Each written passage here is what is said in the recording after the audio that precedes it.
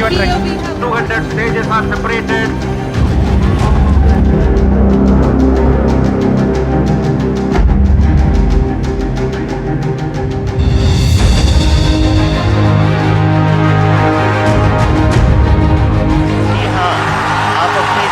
देख सकते हैं कि हम गाड़ी पूरी तरह से सेफली और सॉफ्टली चंद्रमा की सतह है। ये हम लोगों के लिए बहुत ही गर्व की बात है।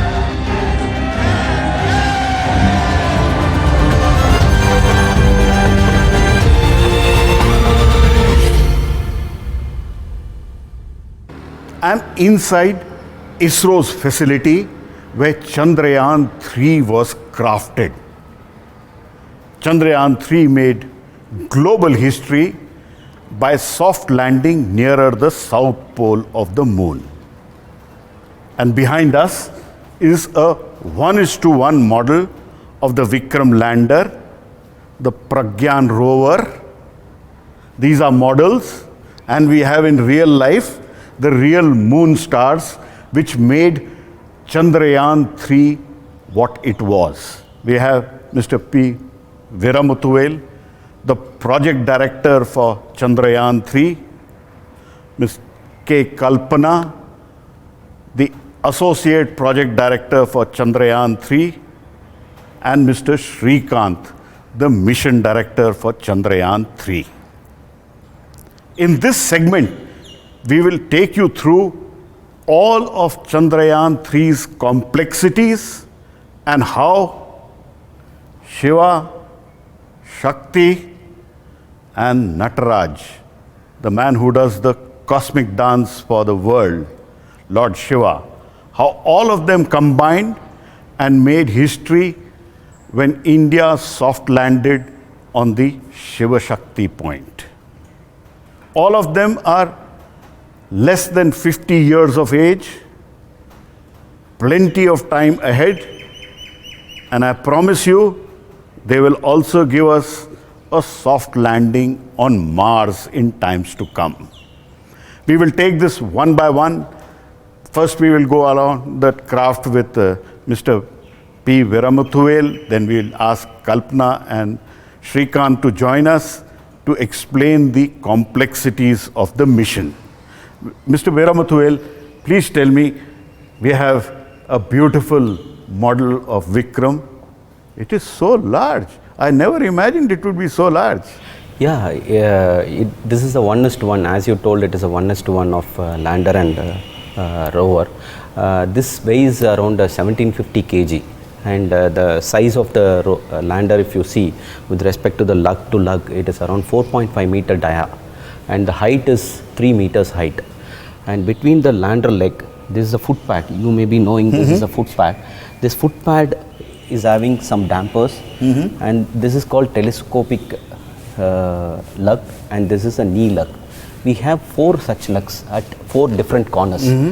And at the time of touchdown, I'll start from the touchdown. At the time of touchdown, this impact energy needs to be absorbed.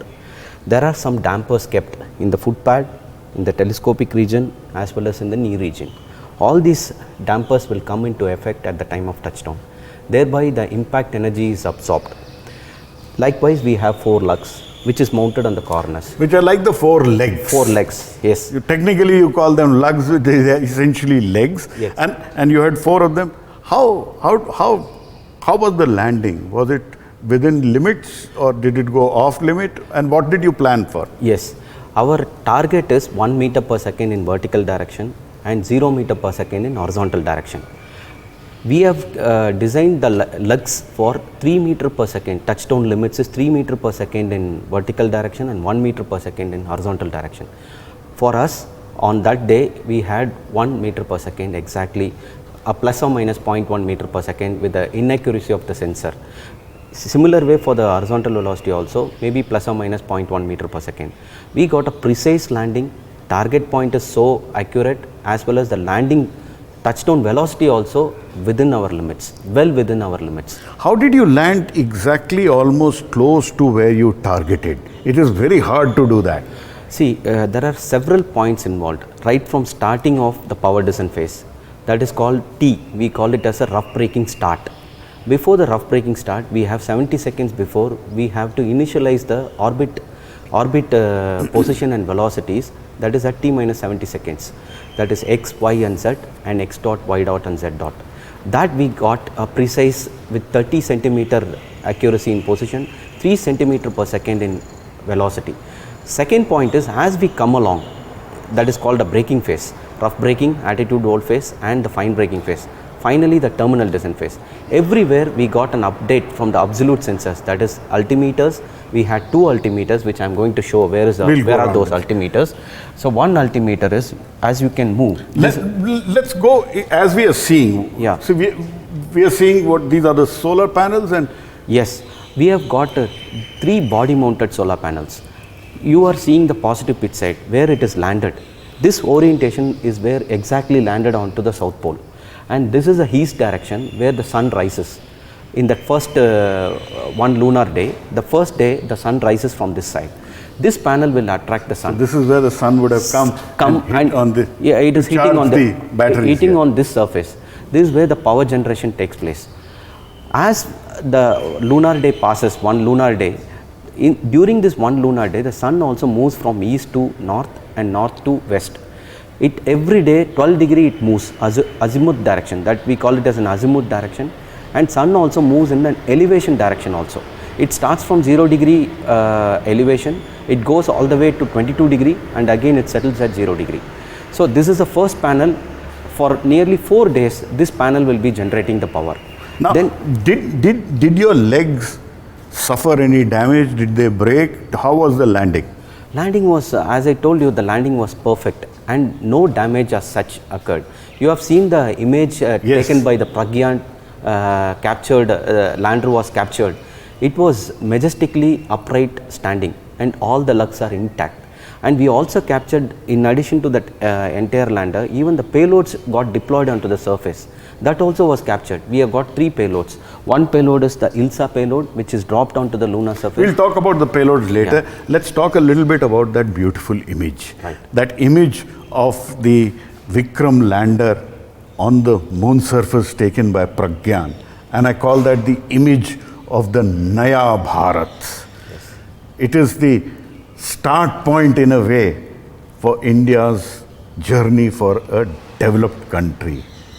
What was going in your mind when that image came back to you and you saw that? It was really a goosebump moment because all the time, even during our the publications, we used to refer the literatures from various journals, like Russian's lander was standing and US lander was standing. Our own lander, when we saw, that was really a happiest moment, because all the time we referred the international journals, like how other landers like Apollo or Surveyor and Luna missions, Changi missions were taken picture. Our own lander was standing. It was really a happiest moment. Did you get any anxiety when Luna 25 crash landed on the moon? No, we were actually had a detailed plan, like last few days to the landing, and we were having plans like deboost 1, deboost 2, and we have sensors characterization. We were busy with that activities, and our focus was not get diverted. We were on job, what we supposed to do. That was our task. And these are independent missions. They had nothing to do with each other, just that they were happening at the same time. Exactly. Now, on the hardware side, we have, what is, this is one of the engines? Yeah, there are 4 engines, 800 Newton capacity. This is one engine. Likewise, we have 2 more engines on the positive pitch side. This we call it as a positive pitch axis. This we call it as a negative, positive yaw axis and negative yaw axis. There are other engines which is right opposite. These engines are 800 Newton capacity, which is throttleable in nature. 800 Newton to 360 Newton thrust it can deliver. All these engines are used from start of rough braking phase till terminal descent phase. You would have seen during the landing time, it has come to 800 meter altitude, where the craft has actually changed the orientation from 90 degree to 0 degree. Correct. During this time, the lander is upright, that is vertical, and 4 engines to 2 engines stage was there. That is, 2 engines went off, and with the 2 engines, that is, these 2 engines were continuously firing, the other 2 engines got switched off. And from that time till touchdown, we were descending with only 2 engines. Now, at this stage, I cannot but ask you, we have 4 engines in Chandrayaan-3. In Chandrayaan-2, we started off having 4 engines, and then the 5th engine was introduced. Why did we drop that 5th engine in Chandrayaan-3, and did that 5th engine introduce any problems towards the debacle which we have had in Chandrayaan-2? Okay. Chandrayaan-3, as I told, first we have studied what are the observations during the power descent phase, that we pinpointed what was the problem. It has nothing to do with the central, that is 5th engine problem. Then we did a reconfiguration of lander. We made more robust. The lander has been made more robust in handling the failures. We, in fact, this time what are the failure can force, we can foresee, and we have built the hardware and software to handle those failures. Third point is, as I already told, the test. The 5th point is the multiple mission parts we built. Whatever it is happening during the power descent, we wanted a soft landing. Now when we did the reconfiguration stage, we saw that the lander mass has gone up, because the robustness we have enhanced the robustness. Yeah, you added fuel also. We added fuel, we added dry mass. Correct. Like one of the sensor, laser Doppler velocity sensor is added. There are systems which does not add any redundancy in Chandrayaan-2, which we added the redundancy. Likewise, many systems we have added mass.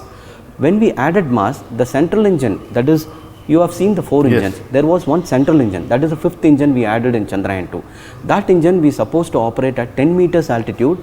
From 10 meters altitude till touchdown, that was the only engine was planned to be used. We have not reached to that stage in Chandrayaan-2. Was planned to be used till touchdown. What happened? We have increased the mass by 100 kgs at the time of touchdown. Now with one engine we cannot descend. Our mass to thrust ratio is not balancing. So we have to necessarily use 2 engines.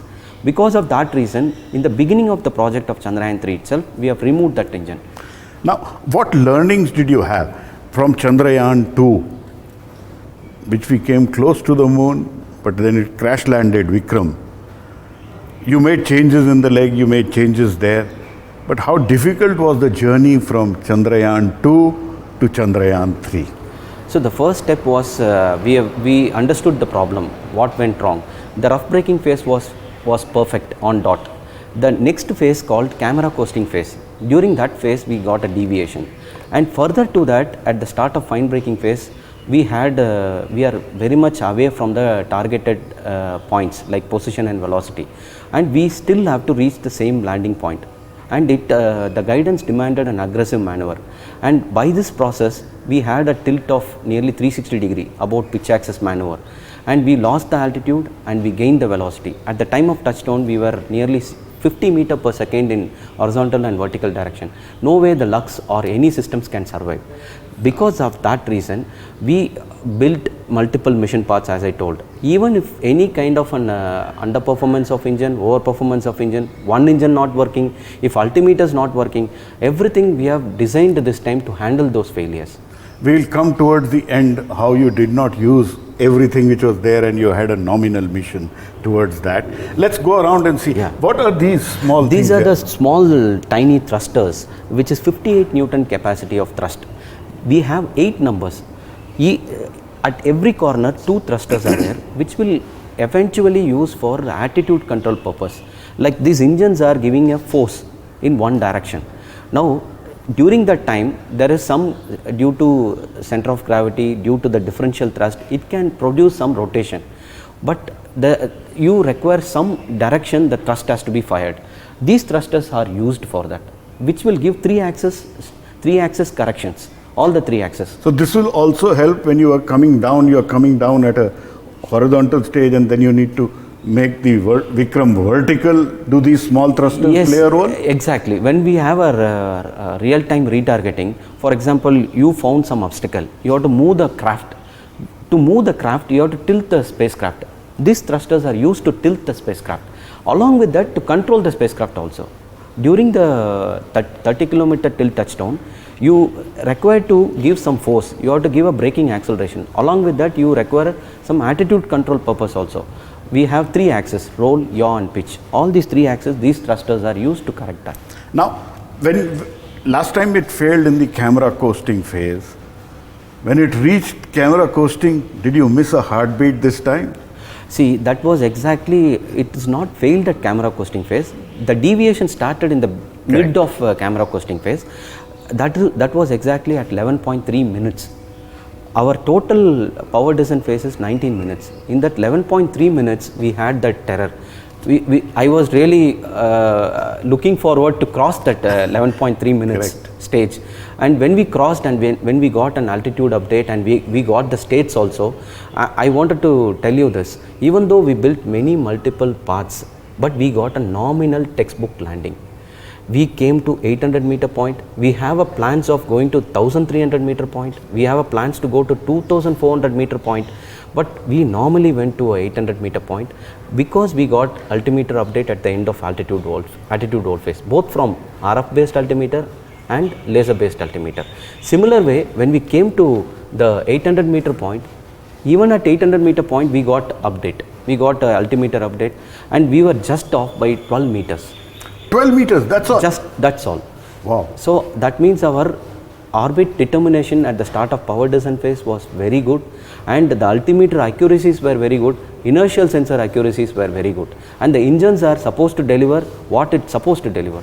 So everything went well and everything worked in unison, that is sensors, navigation, guidance, control and propulsion system. Now also let me ask you at this stage, 20 minutes when the deboost happened to landing, you were only getting data, you had no control.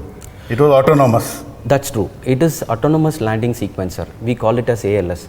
The moment you initiate, that is T minus 70 seconds till the touchdown, we can only have one-way communication. Like spacecraft is communicating to us, we have a critical parameters which is coming in every 96 millisecond. All these position information, velocity information, propulsion system parameters, sensors parameters, we were monitoring. We know that every phase, like there are so many parts in that. All these parts we are knowing that when it's starting, when it is ending, all are known, but we have no control. There is no ground intervention at all. So you can sit back on the control system and it will happen automatically. There was not much you could do in the control room. Yes, exactly. T minus 70 seconds onwards till touchdown, no control at all. That means 20 minutes you had absolutely no role in the control room. Yeah. And I remember when Mangalyaan was happening, and you have also been involved with Mangalyaan. The project director Arunan used to go out of the control room whenever the critical operations were happening, and that was his way of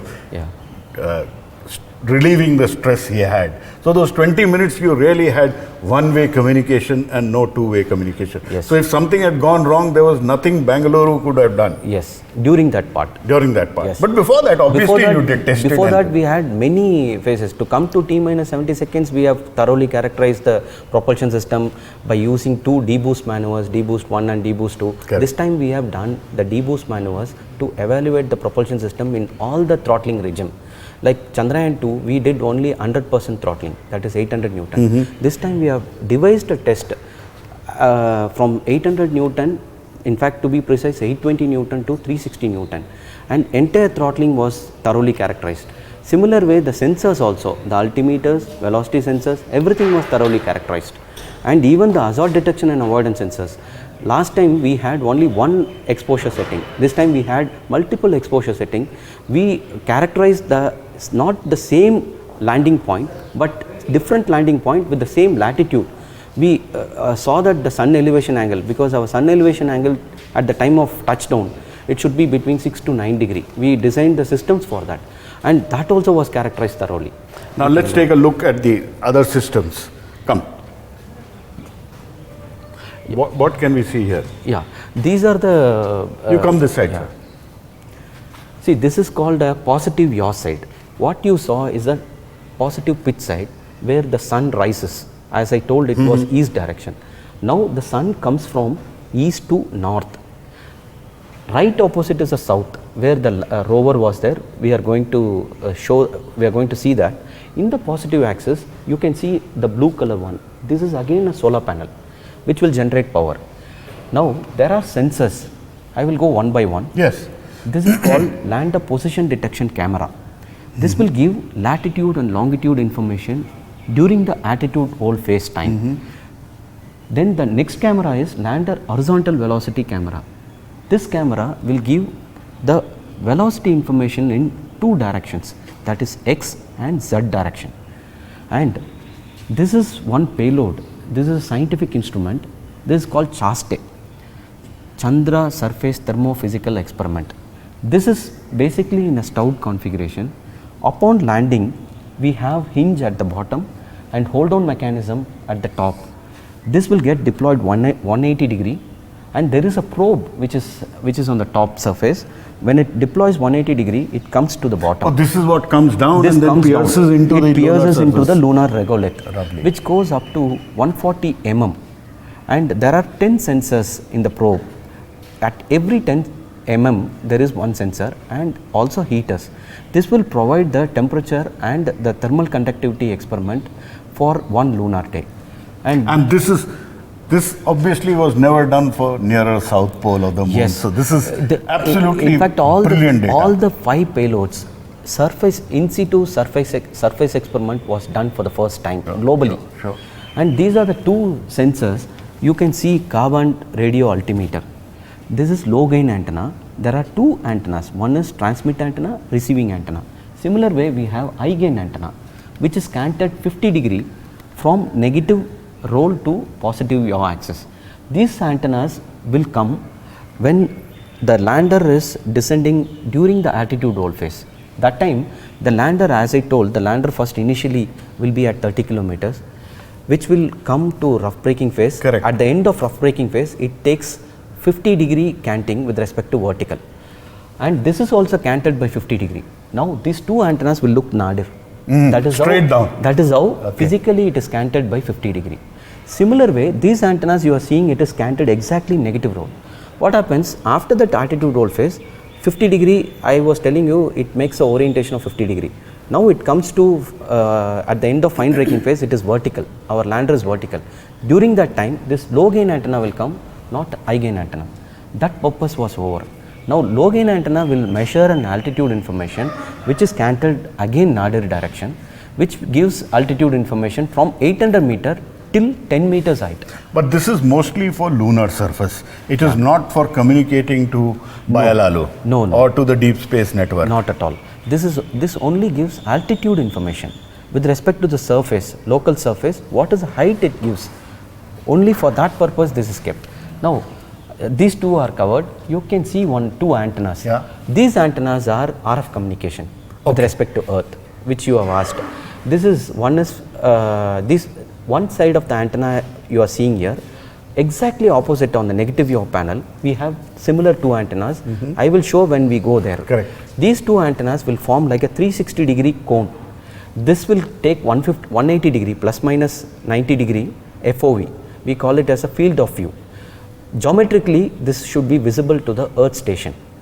Similar way, other side we kept so that other side plus minus 90 degree it will cover, which means the spacecraft will have a 360 degree of coverage at any given point of time. Whichever is the attitude of the lander, still it will establish communication with the Earth. Now, when you were landing in those deboost to soft landing, which network were you communicating? Was it with Byalalu or with Goldstone or with the ESA network? Who were you communicating with? During the landing time, we were having communication from our IDSN Byalalu. Basically, that is the station. But in addition to that, we were having Canberra. Canberra was there, but it was not giving a real-time telemetry. So it comes with some certain latency. And we also hired New Inertia from ESA as a backup, that is European Space Agency. But primarily our IDSN station. So primarily, Vikram, as it was landing, was sending back information to Byalalu, and from there it was coming to MOX, Yes. and from there it was either helping miss your heartbeat or increase your heartbeat or give you joy. Yes. Is that correct? Yes, it was giving a joy. Certainly, but 11.3 minutes was a very critical. No, in fact, every second is crucial for the matter. Correct. Because as I told, everything should work in unison. That is the most important point. And this time you added these solar panels on all sides. No. So that earlier there was only one side in Chandrayaan-2. No, I'll correct you. we were having 3 sites in the solar panels. Solar panels were having 3 sites in Chandrayaan-2 as well, but we increased the size of the solar panel. Okay. What happens, as I told, the mass is increased, systems have been added more, and we should not be having hand to mouth like in Chandrayaan-2. Correct. So we increase the size in every site. Okay. Like positive pitch So side that you have get seen. more power. More power, so that we are not really having a stringent power constraints. Correct. Now you are seeing the negative pitch side. This is the side where the sun settles. This is called west. East, it risen from east, it traveled through north, and it has come to west. This is a solar panel. In Chandrayaan-2, since you have asked the solar panel, in Chandrayaan-2 it was a half of the panel. Okay. Now we have made it full, so that the mass constraint what was there in Chandrayaan-2. By the way, I want to tell you one important thing. In Chandrayaan-2 we had orbiter, lander and rover. Year 2 we had propulsion module, lander and rover. Why we call it as a propulsion module is the mass whatever was there in Chandrayaan-2 orbiter, there are 8 state-of-the-art payload. It is doing a fantastic job. In fact, Chandrayaan-2 orbiter life was only 1 year of life, whereas now more than 4 years over, still it is going great. And it has a beautiful camera. It has a OHRC camera, as you rightly told, which is giving a resolution of 0.32 meter resolution, which is the best available globally now. Correct. All those masses, the payload mass is transferred to lander. That's how we got more robustness added in the lander. Correct. Nearly 260 kg is been added in the lander. Now one important thing which I am going to show you is this box. Yes. This is called laser Doppler velocimeter. This is the one which is a new development. This is newly developed by LEOS. Come here, see this one. This is a newly developed sensor called laser Doppler velocimeter, which gives 3-axis velocity information, which is unlike cameras, which is sensitive to the terrain, which is sensitive to many other parameters. So that is not there in the laser Doppler velocimeter. This is a high-end technology, the state-of-the-art technology which we have developed, and we have thoroughly qualified in one of the important tests called integrated cold test and integrated hot test. Then the next sensor is a laser altimeter. And this was developed in India, and last time we did not have it, we added it in Chandrayaan-3. Yes, this is almost 14 kg of mass, which is newly developed and newly added in Chandrayaan-3, which was not there in Chandrayaan-2. Correct. Now this is one more altimeter. You have seen the carbon radio altimeter. That is working in different principle. This is working in a different principle. Both are giving an altitude information, but this works in laser based principle. This is another altimeter which is canted 50 degree. As I was telling, that high gain antenna which is also canted 50 degree, which will give an update during the altitude roll phase when the lander made 50 degree with respect to vertical. Similar way, this also gives an altitude which will look nadir direction. This also will give an altitude information. So this is all as redundancies you were adding to the Vikram to ensure soft landing. We had redundancy, principal redundancy also. Like for example, CARA works in one principle, that is carbon radio altimeter. Laser based altimeter works in another different principle. Even though one altimeter is adequate, as a redundancy we added LASA also. So that is the thing. Then there is one more payload. You are seeing that Ramba payload. This is called the black one. Okay. Whatever you are seeing, the black one. Sure. So this is the dust protection mechanism. That is where the hinges are there. Now what happened upon landing? This entire boom gets deployed, which deploys 90 degree tilt angle. You can see it is like this. It gets tilted like this. It gets deployed like this. As per the science, there is a probe, titanium probe. That probe should be away from the lander by 1 meter, as per the science.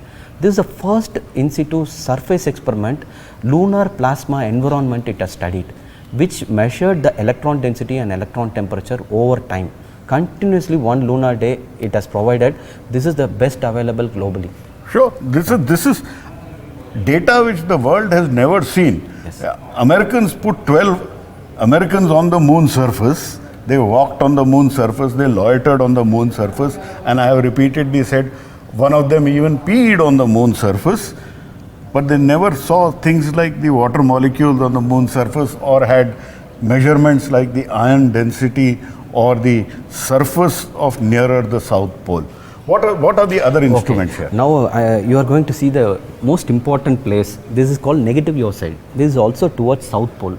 The lander has landed lander has come from, assume that is the north direction, lander has come almost, it traveled 735 kilometers.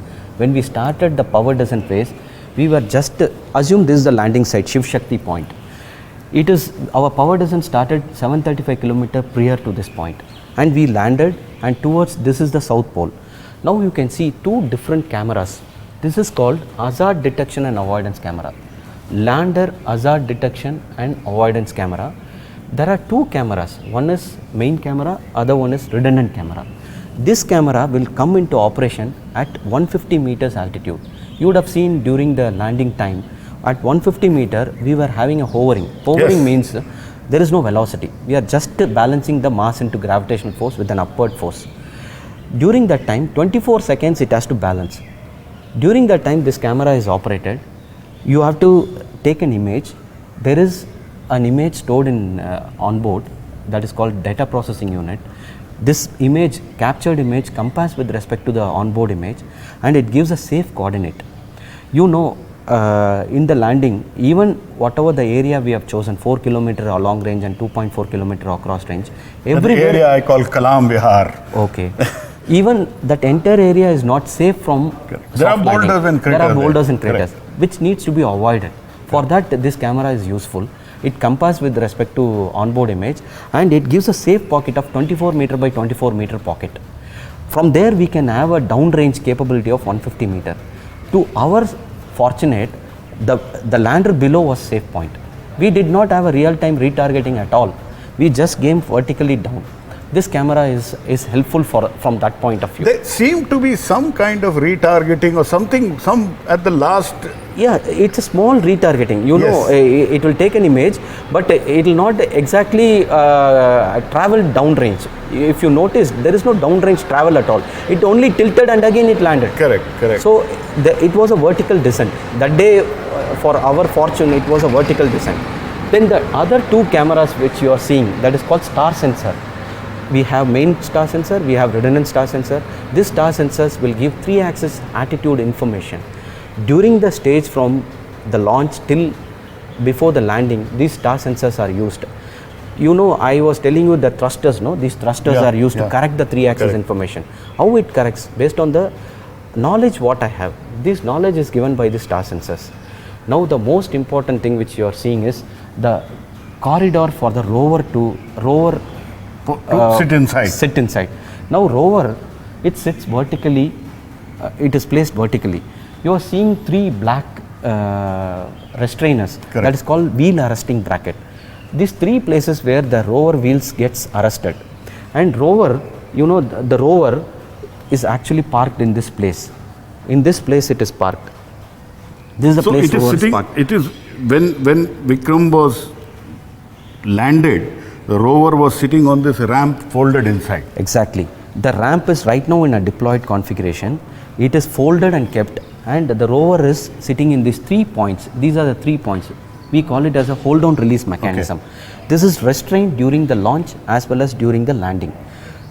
These are the 3 wheels on the left side, 3 wheels on the right side. This is where the wheel sits. We have a pop-up mechanism. There is some energy stored, there is spring energy stored, which is also pressed inside. Now, when it is closed, the rover wheels also gets arrested by these 3 brackets on each side, left side as well as right side. Now this entire rover ramp also is locked on to these 4 points. What you are seeing, no? This is called hold on release mechanism. You would have seen post landing, first is this ramp gets deployed. Correct. This is the secondary ramp, this is the primary ramp. This secondary ramp gets deployed. Initially, it is like this folded book. You think like one panel is like this, other panel is like this. Correct. Now the secondary ramp deploys 180 degree. It goes all the way beyond the top deck height. And then along with the secondary ramp, the primary ramp gets deployed by 120 degree. If you would have seen the visuals, 110 degree we had a controlled deployment. The last 10 degree was like a free fall to take a terrain undulation. And once the ramp is fully deployed, the rover, first thing is the rover will be powered on from the lander. Till that point of time, the rover was kept in off condition. You know, the rover. Now the rover was here and then you brought it down.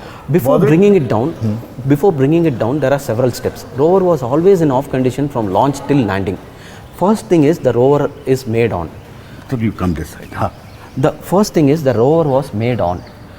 Because till that point of time I was telling you the rover was in off condition. Once the rover is on, first thing is the solar panel. No, you are seeing the solar panel of the rover, which is in the deployed configuration. Initially it was in folded configuration. Once the rover gets deployed, there is two white color patch antenna which you are seeing. This one. These are the two one. Yeah. One is transmitting antenna, other one is receiving antenna. These antennas will communicate with the top of lander. Okay. Direct line of sight. Direct line of sight, exactly. Geometrically it is visible. Those two antennas, there are two antennas which you are seeing on the left side. Those two antennas will have a transmission as well as reception. Once this is established, these three hold down mechanism will get shear off. We have a frangi bolt based actuation system. This frangi bolt will be fired and it shears off. You have a positive gap between the lander and rover. Now the wheels also has been popped out and it is free to roll out. We rolled out with a velocity of 0.5 centimeter per second for 3 meters. This itself, it takes about 2 meters and it comes onto the lunar surface with 3 meters mobility. And you had it restrained so that it doesn't... Yes, we had at the back side of the wheel, there is one rope mechanism that is called a Kevlar rope winding mechanism. As it gets rolled out, this rope also gets unwinded so that it doesn't come freely, and all the wheels are independently driven. Unlike other systems, we have independent driven wheels.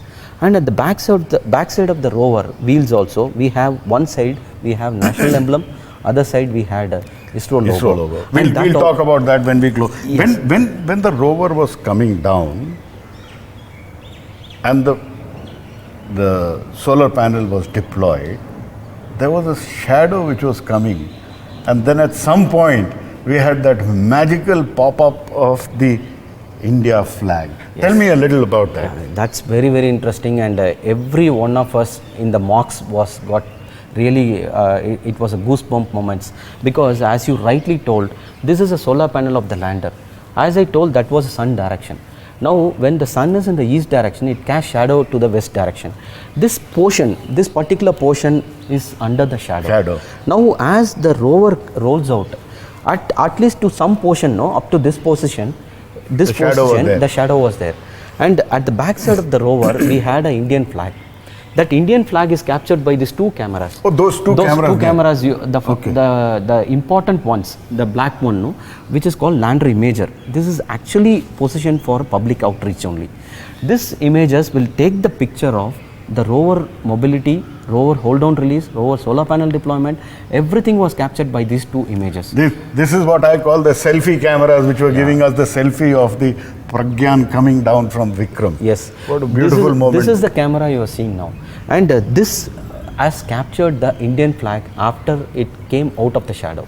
That was really a goosebump moment. Yes, and we could see that beautiful image on the rover with the flag and the logo and ISRO, and that really told the world that we had done what we wanted to do. Exactly. And also when it touched the lunar surface, that is again it's an happiest moment, because rover was successfully deployed, and it had a mobility of nearly 101.4 meters in one lunar day, which even Changi missions, they have taken 6 months to have a mobility of 120 meters. We have done it in 101 meter with multiple challenges, because rover cannot communicate directly with Earth. It will always communicate via lander. Correct. So there is, you are seeing in the rover also, we'll touch upon few things. Yes. You can see the two navigation camera in the front of rover. These are the two cameras. Correct. Navigation camera. It's like our eyes, our eyes. So for example, in front of rover, there can be some boulders and craters. Correct. It has to avoid the obstacles. Correct. So we do a path planning. We will take this image, download to ground through lander, and these images, based on these images, we will generate a DEM.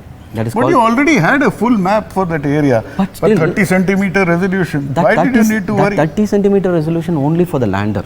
Okay. Because even the cars have ground clearance. Any potholes are there, we will take care. Similar way, the engines below, we should have the engines below. If you see, it is 400 mm, that is 40 centimeter. That's why the 30 centimeter is crucial. Whereas for rover, it is further further closer. For that, these cameras are used, and we generate a DEM.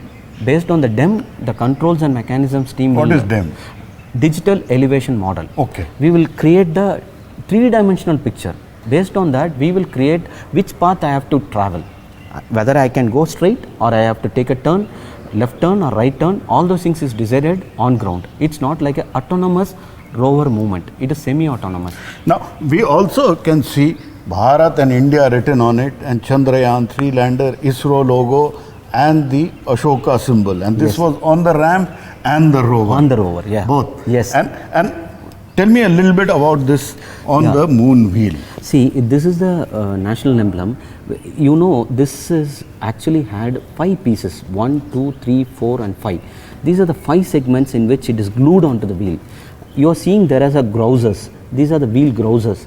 The grousers are really put for improving the traction of the lunar surface to reduce the slip. Similar way, this was also put. It was glued. This was the first time we made, but unfortunately the surface was not very soft enough to give an imprint onto the surface.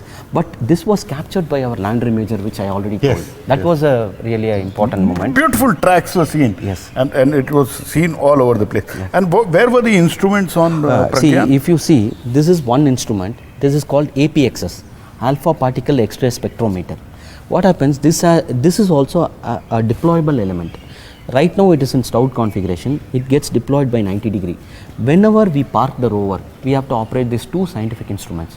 These scientific instruments will be operated. First, it will be in stout configuration, wherein it will be calibrated. There are alpha particle source that is called curium-244. This is used first calibration. We have a target point. Then again it is deployed, and we operate this payload. Again, when the next target point, we will stow it back. During the mobility, it will be stowed back. Then another one payload is LIBS payload. This payload is placed below this. That is called laser induced breakdown spectroscopy. Both are actually for chemical composition analyzer, which will basically measure the major rock forming elements and minor rock forming elements like aluminum, magnesium, manganese, sulfur, calcium, like that many resources it can detect. And one is using a X-ray fluorescent technique, that is APXS. Another one is works in 1000 to 1700 nanometer wavelength. These 2 payloads are very important payload. First time we have operated this payload continuously. Yeah. Also, let's shift from Vikram, Pragyan. You did one soft landing. You had 14 days of work, and your 14 days of work gave back the data to the scientists. And then you did magic things again. Tell me a little bit about the hop and the hope it gives. Okay, that's something which was not our plan, and our chairman ISRO and director UR pushed our team to conduct this experiment so that it can act as a precursor for our sample return mission. This is something the last. And let me ask you here. So, when Chandrayaan-3 was planned, it was planned for one soft landing and 14 days of work, and then go to sleep. If it wakes up, fine. This hop was not on the horizon. Yes, exactly, absolutely. There was no plan at all. This is something it developed. It got into their mind, and they were thinking futuristic things like whether we can do this and take something out of it for the future sample return missions like that. In fact, you have to fire the engines for that, and it has to be fired in an open loop way. So anyway, we had only one day. They both told. In fact, they were at Sriharikota. They were reviewing our technical things. Just before the, our Aditya L1 launch was there. From Sriharikota, they reviewed. And they reviewed all our process. They gave full confidence. They told, we are taking the responsibility. Your team is to do the job properly. And we worked more than 24 hours to conduct that experiment. To our fortune, it went successfully. It was a huge success. I would say the entire credit should go to Chairman ISRO and Director URC for that matter. Also to Vikram, that he performed that test. That Vikram, in fact, we were all worried because You know, the lander legs are not sitting on a flat Correct, terrain. correct. Some of the legs are inside the regolith. There is some terrain resistances involved. At the time of liftoff, it should not topple. That was our worry. Correct. So the engines have to be fired and the lugs have to come out of the terrain and it has to go up and then land. And it's not only acted like a precursor for sample return mission. First time we have stowed all the systems, which we never tested in the ground. You know, before the launch, no launch will be cleared until we thoroughly test it. We never tested for stowing back the panel, retraction of the probe and the ILSA payload retraction, nothing was tested. First time in the moon's gravity we have done that, and we fired the engine, we gone back to a different place, again we deployed. The chaste payload was deployed and it is inserted into the lunar regolith.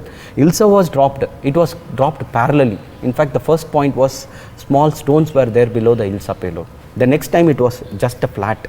And we got 1 day of operating these payloads with a different point. Like rover has a mobility, lander does not have a mobility, it is static in nature. True. But because of this hopping, we got a new place. True. Also, was it possible for you to take the rover back into the Vikram lander?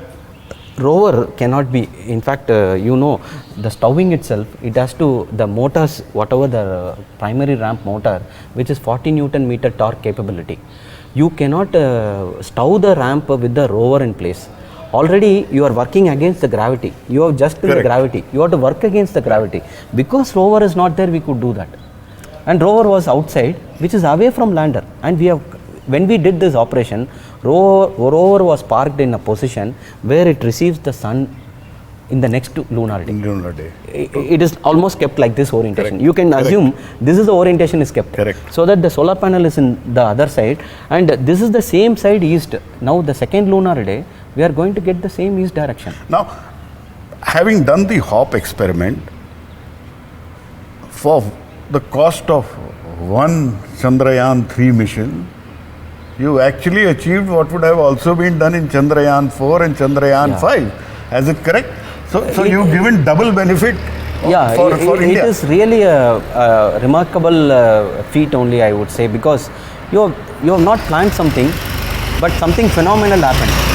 It's really a wonderful thing because you have taken off, which is not planned. It is something phenomenal. Absolutely. Now, you still have 90 kilos or nearly 100 kilos of fuel left in Vikram. No, I want how much do we have and what can we do with it? See, right now we have some 64 kg, not 90 kg. The 64 kg, in case we get the next lunar day, and it is a hope. See, we have not designed for surviving the second lunar day. As I told you, during the lunar night, the surface temperature would have reached to very low of minus 150 to minus 170 degrees centigrade. Very cold. Very, very cold. And the system storage limits are minimum is minus 40 degrees centigrade. So there is no hopes are there for all the systems to survive. Whereas the power system in lander and rover has been thoroughly tested for sleep and wake up. We have taken to very low temperature and the wake up circuit built in both the power system has awakened the system and it has come on. Whereas power system alone coming on is not going to help us. There are other systems in lander and rover, that is baseband system and RF system, which needs to work so for us to establish communication. And rover alone working, we have a good confidence because the entire rover was subjected to thermovacuum test with a very low temperature and it has survived. Whereas lander has to survive for the rover to survive. To survive because it can communicate only. Yes, exactly. Now, would it have been a good idea to add a RTG on Vikram and Pragyan? No, it could have been for heating. For heating as well as generating power. Correct. You know, RTG is meant for converting the heat into power also. RHU is a passive element where it only heats, so that in the lunar night it will keep the systems warmer, not to attain a thermal equilibrium to the surface temperature of minus 150 or minus 170 degrees centigrade. But we don't have the technology at this point of time to carry RTG and RHUs. That is the reason. Now let's shift a little focus and come back to Veeramuthuvel, the person. Chandrayaan-2 that failure in the midnight, what went through your mind at that point and afterwards? No, it was a very sad moment for all of us, and we do not know how to react also because we wanted success, 100% success. It was a big surprise for us, and we do not know how to react. Then after that, the failure analysis committee was constituted by Chairman ISRO, and it thoroughly reviewed the process, what went wrong. We pinpointed the problem. Almost 2.5 months we took to understand the problem, and we submitted the report also. The committee submitted the report, and that was a starting stage. After that, the future lunar program committees also was started, and there are 5 committees in that. One committee was the overview committee and system engineering committee, sensors committee, propulsion system, and navigation guidance and control committee. That has given future like addressing the problem and what is the new configuration we should put up. All those things went on. What went through your mind? Because see, it's one is the engineering aspect, the other is the person. Yeah. It must have been troublesome and traumatic when you went through that failure, and then to answer all those questions. Was it troubling? Yeah, it was a real painful process. Almost it was there till launch, I would say, Chandrayaan-3 launch also, because there are so many reviews we underwent. And you know, ISRO, one of the strength is we have a strong review system. It's a transparent review system. And every review system, second time when we were going, even the test, when we presented the test results, there were 100 questions because we are going after the failure. So we were going through all this painful process till the launch, until the success of landing. Now, what was your day and night like, and how did you manage your work life during Chandrayaan-3 preparation, really those 4 years? No, this 4 years is really a tough duration and a very challenging duration, but we enjoy, because first thing is when I got this project director, the first important thing came to our mind was we have to make it all right. That was the thing. So that was our prime goal. Towards that, what is required, we have done. The entire team, myself and the entire team of 500 people have done the same thing. It was a good teamwork. And we, as I told, 3 important tests we did. One is integrated cold test, hot test, and drop test. These were all done in campaign mode. Every time when we go, we have to stay there. Well, I'll ask Kalpana about the tests, etc. Right. Now, tell me a little bit about your early life. Where did you study? What happened? How did you come to ISRO? ISRO, I came after my MTech. I did BTech Mechanical Engineering from Madras University and MTech from REC. Those days it was REC. So you are not a BTech from an IIT? No. I've studied in Madras University, one college in Chennai. And along with Kalpana and Shrikant, who are also leaders of the Moon Stars, they are also not from IIT? No. So in a way, all of you came from tier 2 colleges and made India big and reached for the stars. Fair enough? Yeah, it is not only we 3, even the 32 deputy project directors, many of them from not from IITs. But I have done my PhD. What drove you to this? No, it's only a passion, and that the passion what we have to carry, and the hard work what you have to put, and the objective what is set by the management. That only gives. See, hard work will never go unrewarded. You have to be consistently putting your efforts. That's what I strongly believe in. And IIT, when you tell, I have done my PhD from IIT Madras. Yes. Just I wanted to tell. You have done IIT, and you also worked at HAL, yeah. And before that you worked at LMW. Yes. So you have some experience, but most of it is with the Indian Space Research Organization, and you're still a very young man. Thanks a lot for speaking to me.